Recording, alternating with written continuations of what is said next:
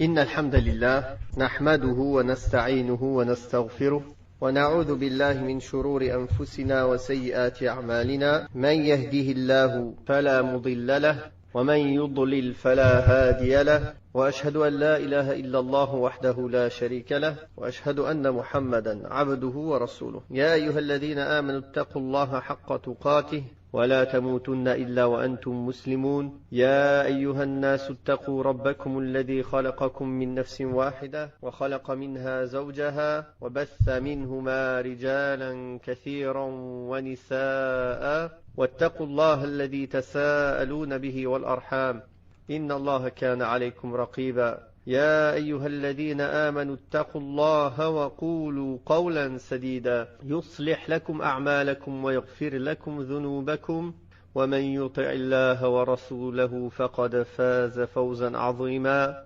أما بعد فإن أصدق الحديث كتاب الله وخير الهدي هدي محمد صلى الله عليه وسلم وشر الأمور محدثاتها وكل محدثة بدعة وكل بدعة ضلالة وكل ضلالة في النار. Nous allons commencer aujourd'hui par la grâce d'Allah subhanahu wa ta'ala et sa permission la lecture et l'explication du livre de l'unicité, Kitab al-Tawhid de l'imam al-Mujaddid Muhammad ibn Abdul Wahhab rahimahullah. Kitab al-Tawhid, le livre du Tawhid.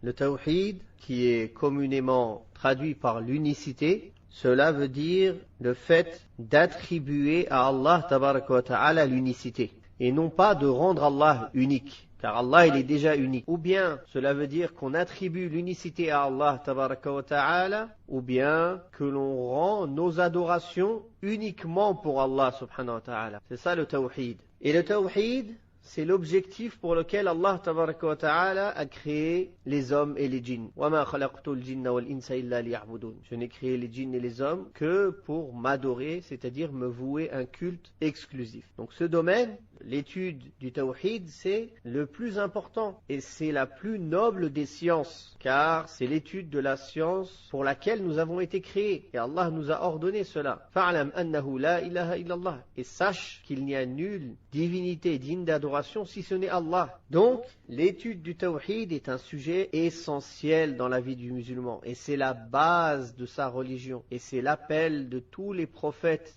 et messagers. Et l'étude du tawhid, on ne doit jamais s'en lasser. D'ailleurs, c'est connu de nos grands savants qu'ils ne se lassent pas de lire et relire et enseigner et réenseigner à plusieurs reprises Kitab al-Tawhid. Car ce livre, en réalité, il aborde des sujets et des chapitres essentiels dans l'unicité d'Allah tabaraka wa ta'ala. Dans ces chapitres, il y a des versets du Coran, des hadiths du prophète sallallahu alayhi wa sallam, ou bien des paroles des compagnons du prophète sallallahu alayhi wa sallam, ou des grands imams qui sont venus expliquer ces versets et ces hadiths. Dans le domaine de l'unicité d'Allah tabaraka wa ta'ala, il faut savoir qu'il n'y avait pas beaucoup de livres qui étaient réunis et écrits dans le domaine du tawhid al-ibada, l'unicité dans l'adoration d'Allah tabaraka wa ta'ala, dans la divinité. D'ailleurs, le premier livre qui a été écrit à ce sujet, c'est le livre de l'imam al-Maqrizi, rahimahullah. L'imam al-Maqrizi qui a écrit ce livre qui s'appelle Tajrid al-Tawhid al-Mufid. L'imam al-Maqrizi, rahimahullah, il est du 8e siècle de l'Hégire. Il est né en 766 de l'Hégire et il est mort en l'an 845 de l'Hégire. Et il a été dit que c'est le premier livre qui a été réuni dans Tawhid al-Ibada, bien avant Kitab al-Tawhid du Cheikh Muhammad ibn Abdul Wahhab, qui lui est mort en l'an 1206 de l'Hégire, c'est-à-dire presque 400 ans après l'imam al-Maqrizi, rahimahumullahu jami'a. Ce livre-là, beaucoup de savants ont reconnu qu'aucun livre équivalent n'a été écrit en islam auparavant, c'est-à-dire dans ce domaine et de cette manière-là. Car le Cheikh Muhammad ibn Abdul Wahhab, rahimahullah, y a clarifié les différentes catégories du tawhid,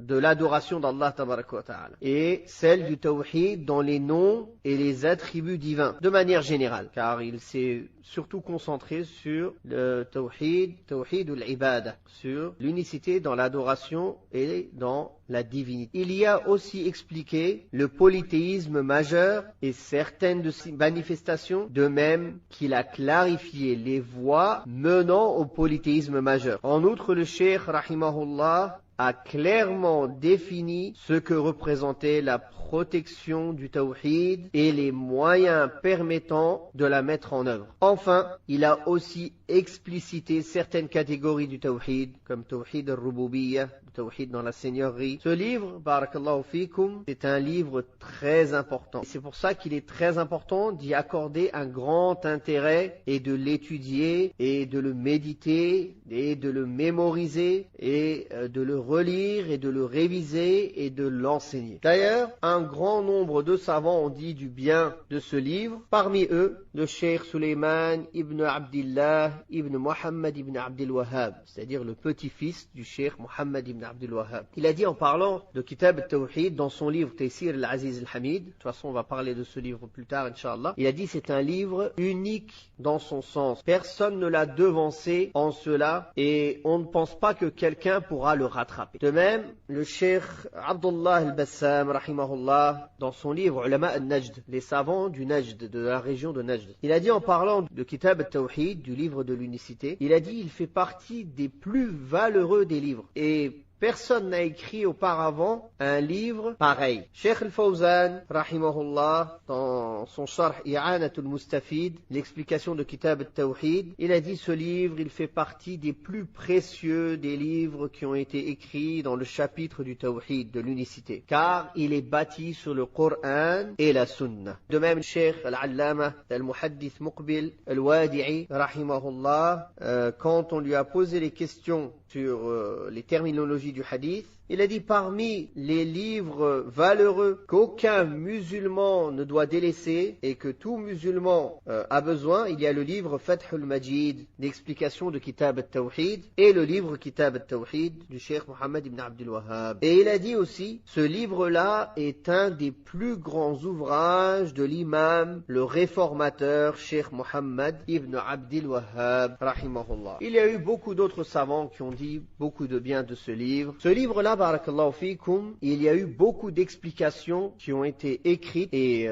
données aussi à l'oral de ce livre, vu son importance. Il y a des explications écrites qui sont encore manuscrites jusqu'à maintenant, qui n'ont pas été éditées, et d'autres qui sont éditées. Parmi les explications les plus connues, il y a Taysir al-Aziz al-Hamid fi Sharh Kitab al-Tawhid, qui a été écrit par le petit-fils de l'imam Muhammad ibn Abdul Wahhab, rahimahullah, qui n'est autre que le muhaddith al-faqih, le Cheikh Suleiman ibn Cheikh Abdullah ibn Cheikh l'imam Muhammad ibn Abdul Wahhab. Le Cheikh Suleiman al-Cheikh, il est mort en l'an 1233 de l'Hégire. Mais cette explication est le premier parmi les explications de ce livre qui existe et un des plus longs. Mais il n'a pas réussi à le terminer. Il ne l'a pas terminé, cette explication. Parmi les explications qui ont été éditées, il y a Tahqiq al-Tajrid fi Sharh Kitab al-Tawhid de Cheikh Abdul Hadi ibn Muhammad ibn Abdul Hadi al-Bakri al-Ujayli, qui est décédé en l'an 1262 de l'Hégire. Il y a aussi le fameux Fath al-Majid,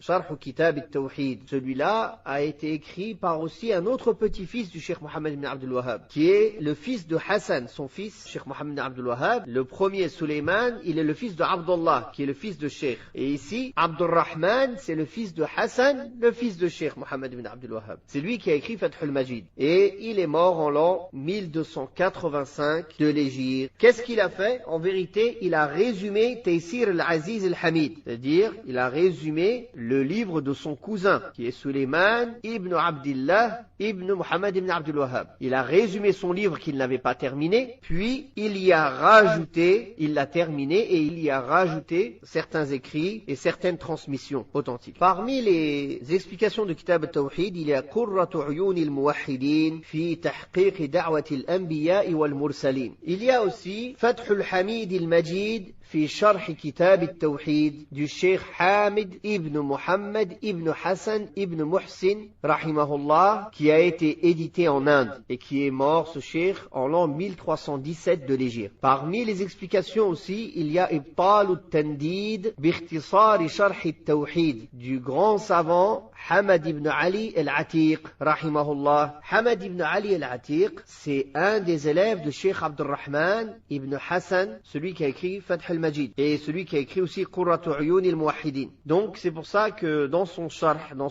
Ibtal al-Tandid, on verra qu'il y a pas mal de ce que l'on trouve dans Taysir al-Aziz al-Hamid. Parmi les explications aussi illustres de ce livre, il y a Al-Qawl al-Sadid fi Maqasid al-Tawhid du Cheikh Al-Allama Abdurrahman ibn Nasr al-Sa'di rahimahullah, qui est décédé en l'an 1376 de l'Hégire, qui est un des shuyukh de Cheikh Mohammed ibn Salih al-Uthaymin rahimahullah. Dans ce livre-là, il s'est différencié aux autres livres dans le fait que le Cheikh Sa'di rahimahullah, dans cette explication-là, il s'est concentré sur le fait d'expliquer les objectifs de chaque chapitre et qu'il a ramené certains rajouts et certaines explications et certaines organisation très utile pour les étudiants en sciences, rahimahullah. Parmi les explications aussi illustres, il y a Ad-Durr al-Nadid ala Abwab al-Tawhid, qui a été écrit par Cheikh Suleiman ibn Abdirrahman al-Hamdan, qui est décédé en l'an 1397 de l'Hégire. Ce Cheikh, rahimahullah, il a en fait résumé la plupart de ce que l'on trouve dans les différentes explications qui ont été faites par les petits-enfants de Cheikh Mohammed ibn Abdul Wahhab et par d'autres, et il y a rajouté certains éclaircissements et certains rajouts de sa part. Il y a aussi le sharh de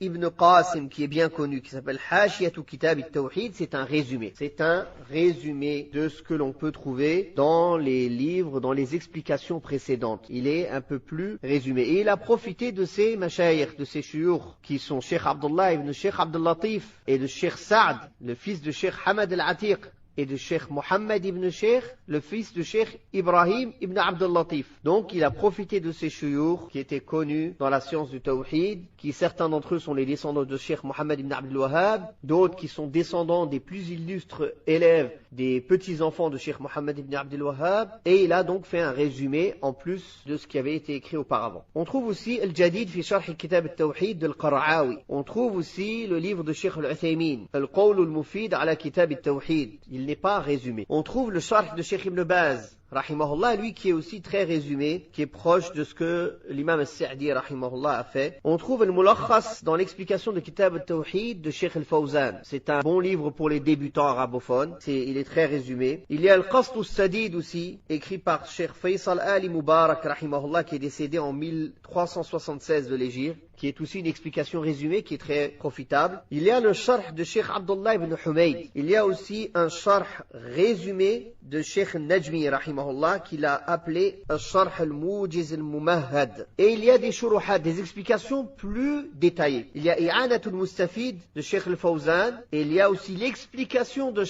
Fath al-Majid de Cheikh Salih al-Sheikh, et il y a un autre résumé. Cheikh Salih al-Sheikh, il a deux explications. Une explication de Fath al-Majid qui est longue, donc c'est l'explication d'une explication, car Fath al-Majid c'est déjà l'explication de Kitab al-Tawhid. Donc là ici Cheikh Salih al-Sheikh, il fait l'explication de cette explication, c'est-à-dire il rajoute sur cette explication encore des précisions et des explications. Et il a un autre livre qui était en fait des cours donnés, qui ont été après mis par écrit, qu'il a vérifié, qui s'appelle At-Tamhid fi Sharh Kitab al-Tawhid, qui est très profitable aussi. Il y a aussi beaucoup d'autres explications, mais j'ai voulu citer les explications essentielles qui ont été éditées de Kitab al-Tawhid. Avant de rentrer dans l'explication du livre, on va essayer de connaître, pour ceux qui ne le connaissent pas, l'écrivain de ce livre, qui n'est autre que Mohammed ibn Abdul Wahhab, ibn Suleyman, ibn Ali, ibn Mohammed, ibn Ahmed, de la tribu de Wahba des Bani Tamim, qui sont une tribu arabe de la région du Najd. Le Najd, c'est une région qui est au centre nord-est de l'Arabie. C'est la région de Riyad, on va dire, et aux alentours. Le cheikh,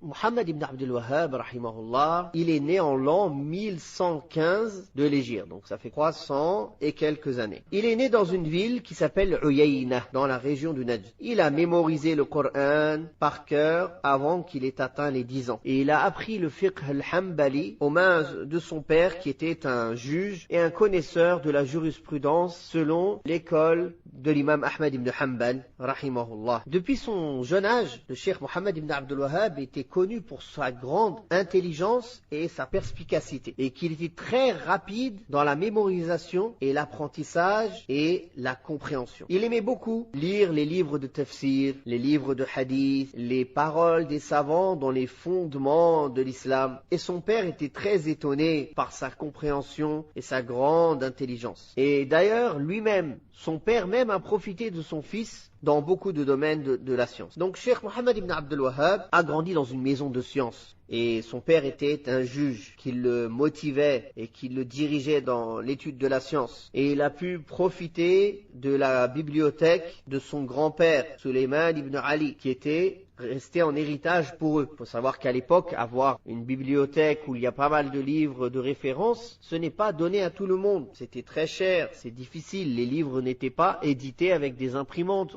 comme aujourd'hui, on a l'impression. Non, c'était recopié à la main par des gens qui étaient connus pour être des spécialistes dans les copies des livres. Imaginez-vous comment c'était une richesse très rare d'avoir un livre à cette époque-là. Et leur maison était connue pour être un endroit de réunion pour les étudiants de sciences et pour les délégations et les voyageurs qui y venaient pour voir le juge. Ils en profitaient pour venir débattre et discuter sur les différents sujets de la science. Le cheikh Muhammad ibn Abdul Wahhab a voyagé aussi pour apprendre la science. Il a voyagé vers la Mecque, il a voyagé vers Médine, il a voyagé vers Al-Basra, comme ils disent en français, Bassora, en Irak, plus d'une fois pour y rencontrer les savants et étudier la science. Il n'a pas eu la possibilité de voyager vers le Sham, vers la Grande Syrie. Puis, après ces différents voyages, il est retourné au Najd, dans sa région d'origine, pour appeler les gens au Tawhid. Et comme on sait, il a appris de son père et il a une chaîne de transmission jusqu'à l'imam Ahmad ibn Hanbal concernant le fiqh Hanbali. Rahimahumullah. Aussi, il a appris toutes les sciences du hadith, des livres de la sunna et des authentiques et des sunan et des masanid. Il s'est aussi concentré sur les livres de langue arabe et surtout tout ce qui concerne le tawhid, l'unicité d'Allah tabaraka wa ta'ala. Après que quelques années soient passées et qu'il est revenu dans son village Huraymila, qui était devenu en fait l'endroit où son père a déménagé, après que en fait il y a eu un nouveau amir, un nouveau dirigeant sur la ville de l'Uyayna, il a été déplacé à Al-Huraymila. Alors, la famille de Cheikh Mohammed bin Abdul Wahhab, donc Abdul Wahhab son père, il s'est déplacé à Huraymila et il est resté là-bas et il est devenu juge à Huraymila. Quand Cheikh Mohammed bin Abdul Wahhab est venu, il a rejoint son père dans cette ville où il a déménagé. Il a commencé à appeler les gens à l'unicité d'Allah tabaraka wa ta'ala et au tawhid. Car il faut savoir qu'à l'époque de Cheikh Mohammed bin Abdul Wahhab, il y avait pas mal de shirk qui était répandu dans la péninsule arabique. Entre les gens qui faisaient des offrandes aux djinns dans les maisons. Il faisait un coin dans la maison spécialement pour les djinns. Il leur faisait des offrandes. Entre les gens qui égorgeaient ou qui allaient visiter les mausolées. Entre la sorcellerie qui était répandue, etc., etc. Donc le cheikh, quand il a vu tout cela, il a vu que cela contredisait la base du tawhid, la base avec laquelle sont venus tous les prophètes et la base à laquelle le Coran et la Sunna appellent. Donc il a appelé les gens à la croyance des pieux prédécesseurs, à la croyance du tawhid, et toute sa da'wa était de demander aux gens de revenir au tawhid et de rejeter le shirk, le polythéisme, donc l'adoration des tombes, les croyances dans les arbres, dans les mausolées, dans la sorcellerie, etc. C'était des choses qui étaient très répandues et la base du tawhid sur lequel avait laissé le prophète Mohammed sallallahu alayhi wa sallam sa communauté avait été dévoyée et changée. Quand il a appelé à cela, alors beaucoup de gens à son époque, en fait, des savants de son époque, ils étaient en plusieurs catégories. Des savants corrompus qui appuyaient ces pratiques, d'autres qui savaient que c'était faux, mais ils n'avaient pas le courage de parler. Ou bien, on va dire, ils étaient atteints par un certain conformisme et une faiblesse. C'est pas tout le monde à qui Allah Ta'ala donne la force et le courage de combattre le faux et de dire la vérité. Et c'est pour ça Allah Ta'ala a choisi à chaque époque, comme il est venu dans le hadith authentique, à la tête de chaque siècle, Allah a choisi une personne pour réformer et renouveler cette religion aux gens. C'est-à-dire, il ne va pas inventer, mais dans le sens réformer, dans le sens, il va la revivifier. Un revivificateur et non pas un innovateur. Et d'ailleurs, le Cheikh Mohammed ibn Abdul Wahhab, il n'est pas venu avec une religion, une croyance nouvelle. Il n'est pas venu avec un 5e madhab comme ils ont voulu faire croire à l'époque. Il a simplement appelé les gens à la croyance sur laquelle était Ibn Taymiyyah, Ibn al-Qayyim, et avant eux, l'imam Ahmed ibn Hanbal, et avant lui, les Sahaba et le prophète Mohammed sallallahu alayhi wa sallam. Donc à chaque époque, Allah tabaraka wa ta'ala choisit des imams, des revivificateurs qui viennent faire l'effort pour justement rappeler les gens à la vérité et au tawhid qu'ils ont laissé. Il faut savoir que le cheikh, quand il a commencé à appeler, tant que son père était vivant, il n'était pas libre d'appeler comme il voulait. Donc il appelait au tawhid, mais il n'était pas 100% libre. Quand son père est décédé, rahimahullah, il a eu beaucoup plus la possibilité d'appeler au tawhid, dans le sens où il n'avait pas des pressions et il n'avait pas de problème à se confronter à son père qui aurait pu lui dire oui mais tout le monde est comme ça maintenant, qu'est-ce que tu peux y faire, ou autre excuse qui pourrait le faire faiblir dans sa da'wa. Donc il a été beaucoup plus libre dans sa da'wa après le décès de son père, rahimahullah wa ghafarallahu lah. D'ailleurs, même quand le cheikh a été en Irak, les grands savants d'Irak ont reconnu sa science alors qu'il n'avait que 18 ans. Et les grands mouftis et les grands savants de Bassora, de Basra, l'avaient désigné pour enseigner à la grande mosquée alors qu'il n'avait que 18 ans. Et ces grands savants s'asseyaient à son assise et ils écoutaient la science de lui. Mais quand il appelait les gens au tawhid, les commerçants et ceux qui étaient habitués là-bas à l'adoration des mausolées, etc., ils l'ont menacé de mort et ils l'ont obligé à quitter la ville comme ça, dans l'état dans lequel il était. Il est parti pieds nus et il s'est enfui pour rentrer au Najd. Tellement il a eu des menaces, rahimahullah. Donc le cheikh appelait au tawhid et il savait qu'Allah tabaraka wa ta'ala allait lui donner secours. Les gens commençaient à répondre à son appel, mais il rencontrait beaucoup de négateurs et beaucoup de gens qui le combattaient et qui faisaient tout pour le diaboliser, pour parler en mal de lui, pour monter les gens contre lui. Et ceci est la technique de tous les égarés et de tous les innovateurs en toute époque. Quand ils n'ont pas assez d'arguments pour combattre le message que les gens de la sunna portent, qu'est-ce qu'ils font? Ils s'en prennent à leur personnalité, ils s'en prennent à leur personne, ils s'attaquent à leur famille, ils essayent de faire diminuer la valeur qu'ils ont aux yeux des gens, en voulant montrer leurs défauts, en critiquant leur personnalité, leur physique, etc., leur morale, quoi que ce soit. Car ils n'ont pas assez d'arguments pour les combattre avec des arguments. Donc ils s'en prennent à des choses personnelles. Et subhanallah, à toute époque on voit cela. Les ennemis, au temps du prophète sallallahu alayhi wa sallam, quand ils n'ont pas réussi à contredire le Coran, qu'est-ce qu'ils ont fait? Ils ont dit c'est un fou, c'est un sorcier, c'est un devin, c'est un poète, bouchez-vous les oreilles, ne l'écoutez pas, il divise les familles, il fait ci, il fait ça. De même, ils ont fait avec le Cheikh Mohammed ibn Abdul Wahhab, et de même, ils font jusqu'à maintenant avec la da'wa salafiyya, avec la da'wa vers le tawhid. Ah, les wahhabites, ah, les salafistes, ah, ils divisent les gens, ah, ils font ci, ah, ils font ça, parce qu'ils n'ont pas d'arguments solides pour venir te contrecarrer avec des arguments. Alhamdulillah, même une petite personne dans la sunna, elle est plus forte que les plus grands dans la bid'a. Bien que certains, ils ont tellement l'art de la rhétorique, ils peuvent faire passer le faux pour le vrai. Donc c'est pour ça que c'est pas à tout le monde de polémiquer ou débattre avec eux. Ça c'est un autre sujet. Mais pour dire que ces méthodes-là, elles ont toujours été employées par les ennemis de la vérité. Et elle est employée jusqu'à aujourd'hui par les ennemis de la vérité et les jaloux. Quand ils n'ont pas de moyens de montrer l'égarement d'une personne à travers ses enseignements, alors ils s'en prennent à sa personne. Allahul Musta'an. Donc le Cheikh Mohammed ibn Abdul Wahhab, il a eu donc beaucoup de gens qui ont essayé de lui faire des problèmes. Et lui, il cherchait, comme tout prédicateur qui appelle au tawhid, il a besoin de ansar, des gens qui sont là pour l'aider à transmettre ce message. Et Allah Ta'ala lui a choisi des gens pour les aider, qui sont la famille Saoud, qui était en la personne du émir Mohammed ibn Saoud, sous conseil de son épouse et de sa sœur, qui l'a accueilli, qui l'a aidé et qui a fait un pacte avec lui. Ce pacte-là, c'est que nous, on a le pouvoir politique, on a des gens pour t'aider à répandre cette prédication. Donc nous, on est avec toi. On va t'aider à répandre ce prêche du tawhid. Et on va être prêt à tout sacrifier pour répandre le tawhid. Mais toi, de l'autre côté, si demain ton prêche se répand, tu ne nous délaisses pas pour retourner dans ton village. Tu restes avec nous. Tu restes avec nous pour continuer cette da'wa-là, ce prêche-là. Puis, le émir Mohammed ibn Saoud, il avait mis une autre condition. Mais le cheikh Mohammed ibn Abdul Wahhab l'a refusé. Cette autre condition, c'était que si demain on gagne et cette prêche se répand, tu ne m'empêches pas de continuer à prendre certains impôts qui me sont donnés par les tribus qui sont autour de nous. Alors le cheikh Mohammed ibn Abdul Wahhab, il a refusé cette condition car elle est contradictoire à la charia. Et le émir